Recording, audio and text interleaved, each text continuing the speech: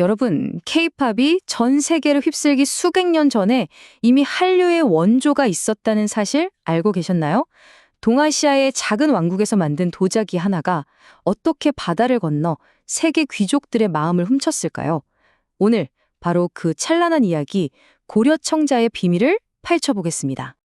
네, 바로 이 질문이 오늘 이야기의 시작점입니다. 아니, 대체 어떻게 이 작은 찻그릇 하나가 한 나라를 대표하는 보물이 될 수 있었을까요? 정말 미스테리하죠. 이 실마리를 따라가다 보면 단순한 도자기 이야기가 아니라 정말 거대한 문화 교류의 역사를 만나게 될 겁니다. 자, 그럼 먼저 이 고려청자가 당시 일본에서 어떤 대접을 받았는지부터 한번 살펴볼게요. 이건 뭐 상상을 초월하는 수준입니다.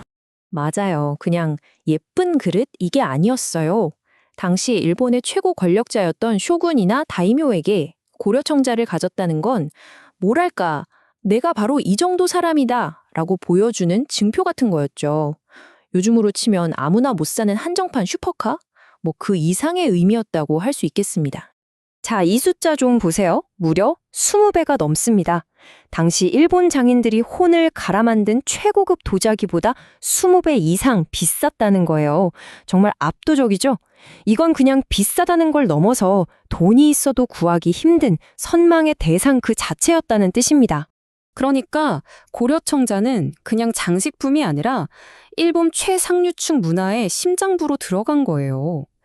그들의 정신세계를 담은 다도에서는 최고의 찻그릇으로 쓰였고 국가 간의 중요한 외교 무대에서는 선물이 됐고요. 심지어 사찰에서는 신성한 보물로까지 여겨졌으니 말 다 했죠? 아니 대체 왜 이렇게까지 열광했던 걸까요? 이제 그 이유를 찾아 이야기의 핵심으로 들어가 보겠습니다. 고려의 장인들이 흙과 불로 어떻게 세상을 놀라게 했는지 그 기술과 예술의 정점을 한번 보시죠. 여기서 진짜 중요한 포인트가 나옵니다.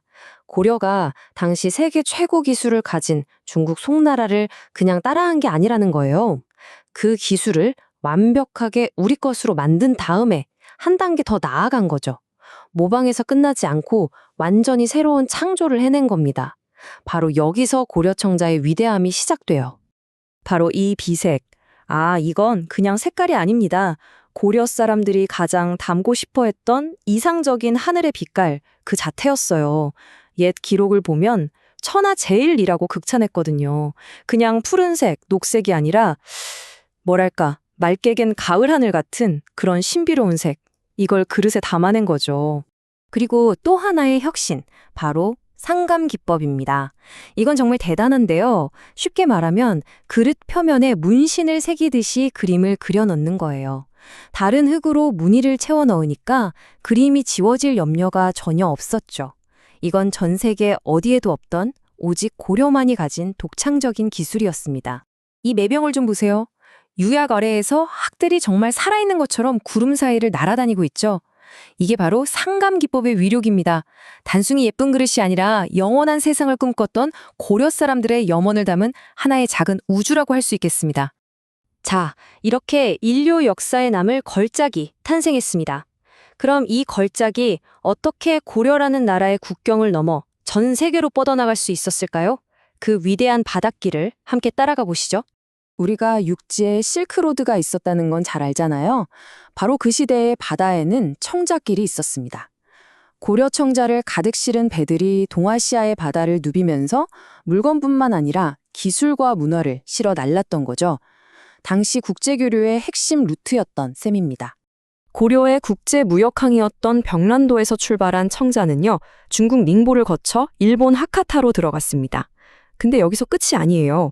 그 길은 더 멀리 동남아시아를 지나서 심지어 페르시아, 유럽까지 뻗어나갔습니다. 고려라는 이름이 세계 지도에 깊숙이 새겨지는 순간이었죠. 그런데요, 이 통작길을 통해 오고 간 건 단순히 비싼 도자기가 아니었습니다. 어쩌면 지금부터가 이 이야기의 가장 중요한 부분일지도 모릅니다. 고려는 물건이 아니라 그 안에 담긴 정신과 철학을 수출한 겁니다. 그러니까 당시 사람들이 고려 청자를 손에 든다는 건 그냥 예쁜 물건을 사는 걸 넘어서 그 안에 새겨진 고려의 세계관과 만나는 경험이었던 거죠. 이 무늬들을 한번 보세요. 다 깊은 뜻이 있어요. 연꽃을 보면서 불교의 깨달음을 생각하고 구름 속을 나는 학을 보면서 도교의 이상향을 꿈꿨죠. 또 버드나무와 대나무를 통해서는 자연과 하나 되고자 하는 마음을 표현했고요. 모든 무늬 하나하나가 다 이야기고 철학이었던 겁니다. 바로 이 지점입니다. 고려청자는 더 이상 단순한 상품이 아니게 되는 거죠. 고려의 기술, 예술, 그리고 철학까지 모두 담아낸 하나의 결정체. 바다 건너 세상 사람들에게 보낸 문화가 남긴 편지 같은 것이었다고 할 수 있겠습니다. 네, 그래서 우리는 마침내 이 결론에 도달하게 됩니다. 고려는 도자기를 수출했지만 실상은 문화를 수출한 셈이었다. 정말 멋진 말 아닌가요? 고려는 가장 아름다운 그릇에 자신들의 정신과 문화를 담아서 전 세계와 소통했던 겁니다. 이야말로 진정한 의미의 첫 번째 한류라고 할 수 있겠죠. 수백 년 전 이 작은 그릇 하나가 열었던 거대한 청작길. 이 길은 오늘을 사는 우리에게 질문을 던지고 있습니다. 진정한 문화의 힘이란 과연 무엇일까요? 그리고 지금 우리는 무엇을 통해 세계와 소통하고 있을까요? 이 질문에 대한 여러분의 생각도 궁금해지네요.